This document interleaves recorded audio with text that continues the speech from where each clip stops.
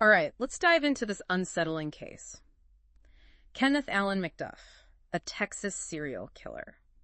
But his story goes way beyond your typical true crime headlines. It really does. McDuff. He didn't just commit these awful acts, but he got 3 death sentences, got paroled, and then, get this, killed again. Yeah. How could they let someone this dangerous out, and how did he escape capture for so long? We're going to unpack all of that today using all these articles and excerpts you sent us. Absolutely. Let's get into it. So first, let's go back. McDuff's early life. Was there anything that, kind of hinted at all this darkness to come? Well, he grew up in Rosebud, Texas. Yeah. And, we can't exactly diagnose someone based on their past. Right. But some things are definitely interesting to think about. Like his mom, she had this nickname, Pistol Packing Mama. Whoa. Yeah, because she once threatened a school bus driver with a gun. Right. That type of thing, especially from a parent, it can really mess up a kid's sense of right and wrong. Definitely. Like, it normalizes that aggression and undermines the law. Wow, that paints a picture of a just chaotic, possibly violent home. Was there anything more concrete, though, legally, that maybe foreshadowed his later crimes? Yes, actually. When he was only 18, McDuff was convicted of, get this, 12 counts of burglary. 12? Yeah, 12. So this shows us that even before his first murder conviction, there was this pattern of just not caring about the law. So these burglaries, were they just crimes of opportunity, or, could you see them as kind of a stepping stone towards those more violent acts? It's really hard to say for sure. Yeah. But it's definitely something to consider. What we do know is things took a very dark turn in 1966 with the triple homicide that became known as the Broomstick murders. Yeah. This is where it gets really disturbing. 3 teenagers, Robert Brand, Mark Dunham, and Edna Louise Sullivan. They were kidnapped and brutally murdered. The level of violence was just unbelievable. He forced them into the trunk of their own car, drove them to a field, and shot 2 of them. Execution style. Oh, my God. The third victim, Edna Louise Sullivan, she went through a horrific ordeal. She was raped repeatedly. Before McDuff, he strangled her with a broomstick. It's just unimaginable. And he had an accomplice, too, right? Roydale Green. Did Green participate willingly, or was he, forced by McDuff to do these things? Well, if you believe Green's testimony, he said he acted under duress. Yeah. But this raises a question that keeps coming up with McDuff. Was Green really a victim, or was this just the start of McDuff's, manipulative side? Yeah, makes you wonder. For sure. And these crimes, this is what ultimately landed McDuff on death row, right? Yeah. McDuff got the death sentence. Green got 25 years. Ha. But here's where things get really strange. In 1972, a Supreme Court ruling basically changed McDuff's sentence to life in prison. Wait, the Supreme Court changed his sentence. How is that even possible? So, the ruling, Furman v. Georgia, it said that the death penalty, the way it was being used then, was unconstitutional. And that caused them to basically review all these death penalty cases, including McDuff's. Plus, his lawyer was really good. He argued that Green was actually more to blame for the murders, which maybe convinced the court. So even though he was convicted of these horrific crimes, he could still get out someday. Unfortunately, yes. And you won't believe this, even with how brutal his crimes were, the parole board actually let him out in 1989. No way. Yeah. They said he'd been good in prison and that they thought he could, live in society just fine. It's hard to believe anyone could think he wasn't a danger anymore after all that. It's a decision that's been questioned a lot since then. Back then, they were all about rehabilitation in the prison system. And maybe the board just thought those programs could really change someone like McDuff. But didn't they look at his crimes, his lack of remorse? Wouldn't that make them think twice? You'd think so. But it seems they focus more on how he was acting in prison. And that can be totally different from how someone acts in the real world. They missed just how truly awful McDuff was. And that mistake cost innocent people their lives. They gave a predator a second chance that he definitely didn't deserve. Tragically, yeah. And McDuff's reign of terror, well, it was about to start all over again. And just 3 days after he got out, a woman, Seraphia Parker, she was found murdered in Temple, Texas.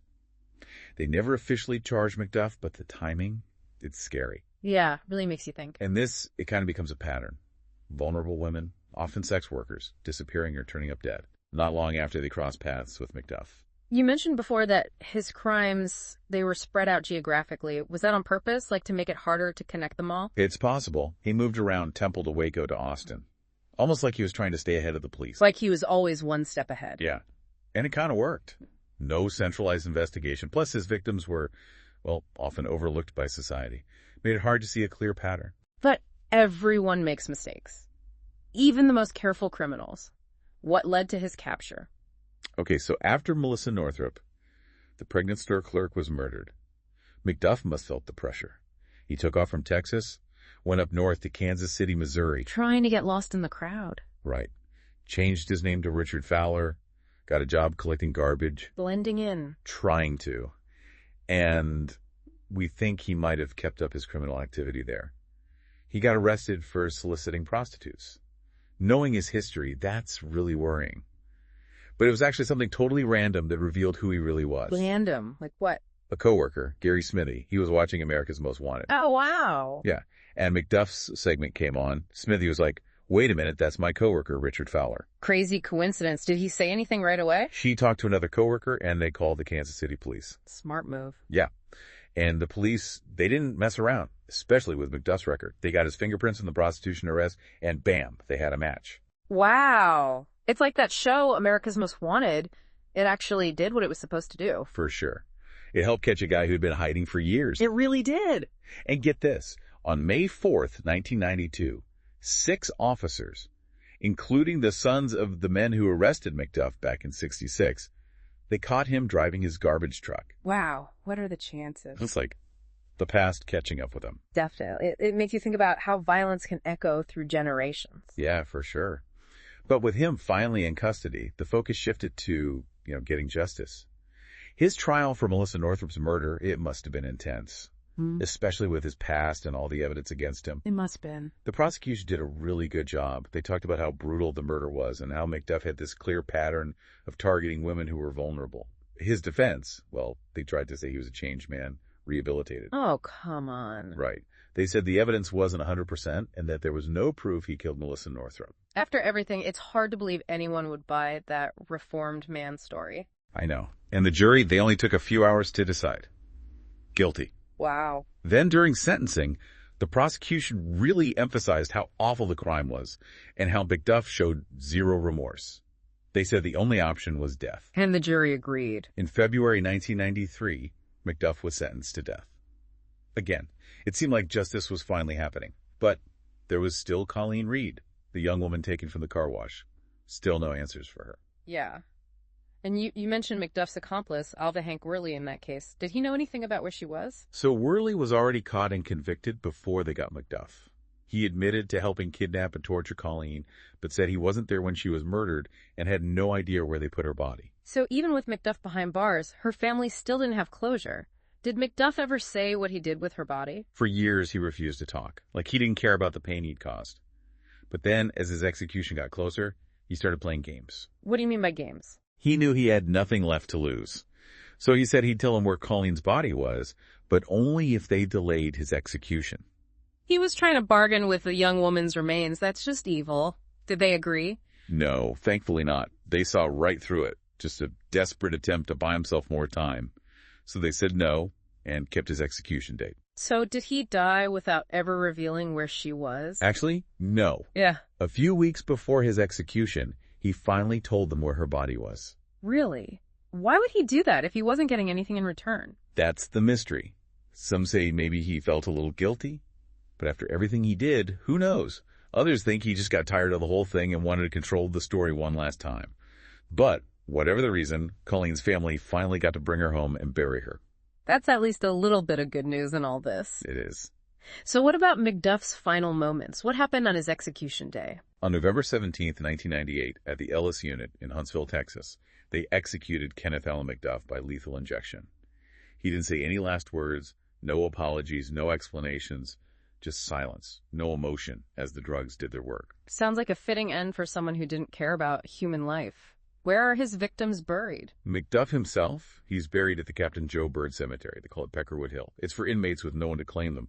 His headstone, it just has his execution date, an X for the execution, and his death row number. Just anonymous, like he never really existed. It's like how he treated his victims, discarded, unimportant, their lives just reduced to numbers. Yeah, it's pretty ironic. But even though McDuff is gone, what he did will never be forgotten. His case makes us think about some hard truths about the justice system, rehabilitation, and how we protect people from those who can't be changed. We've really gone deep on this one. McDuff's tough childhood, those terrible crimes, the parole, and then finally catching him in his execution. But what does it all mean? What can we learn from this whole McDuff case?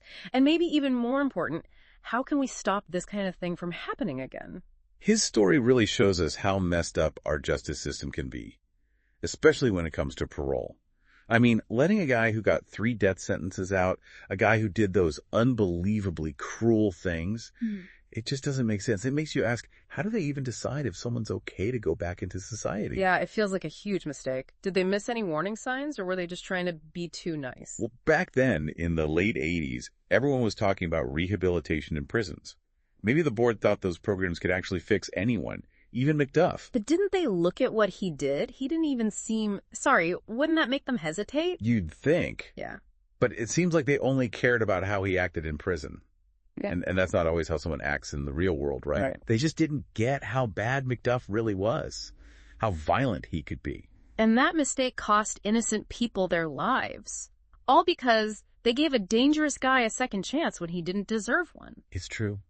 And it's a reminder that sometimes, no matter what you do, some people just can't be fixed. They're violent deep down, and no amount of therapy or anything can change that. So what now? How do we stop this from happening again without giving up on the idea of helping people change? Can we find a balance between second chances and keeping everyone safe? It's a tough one, for sure. But I think we got to start by admitting that the way we do parole now, it's broken. We need better ways to figure out who's dangerous, using science and stuff that can actually predict if someone will do it again. Like really looking at their crimes, their past, and what psychologists say about them. So not just guessing or going with your gut, but using actual data. Exactly.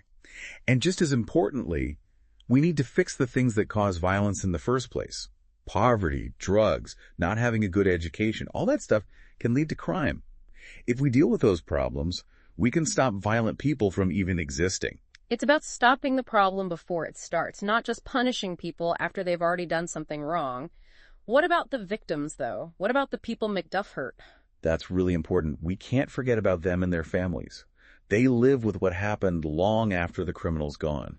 We have to make sure they get help, like counseling, lawyers, money, whatever they need to heal and put their lives back together. It's like a safety net, not just for people who might get hurt, but for those who've already been through something terrible. Right. And the last thing, our justice system has to have accountability. When they mess up, like they did with McDuff, there have to be consequences. The people who let him out need to be held responsible. It's about making sure justice happens, not just for the victims, but so people can trust the system again. That's it. McDuff's story is a dark part of Texas history, but we can learn from it. If we learn from the mistakes they made, maybe we can create a future where these awful things are less likely to happen. This deep dive has been, well, intense. We went from the horrifying details of his crimes to how the system failed and allowed him to keep hurting people. But we also talked about solutions, ways to make our communities safer and our justice system better. And it all starts with knowing what's going on. When we understand cases like McDuff's, then we can start having real conversations about fixing our justice system and pushing for laws that keep everyone safe and make sure people are held responsible for their actions. So for everyone listening, here's a challenge. Don't just listen to this story and forget about it. Talk about it. Do some research. Look for organizations that help victims of violence. Tell your local leaders about changing the justice system. Even small things can make a big difference. You never know. You might be the one who stops the next McDuff. And that's all the time we have for this deep dive. But the conversation doesn't have to end here. Keep asking questions, keep learning, and keep speaking up.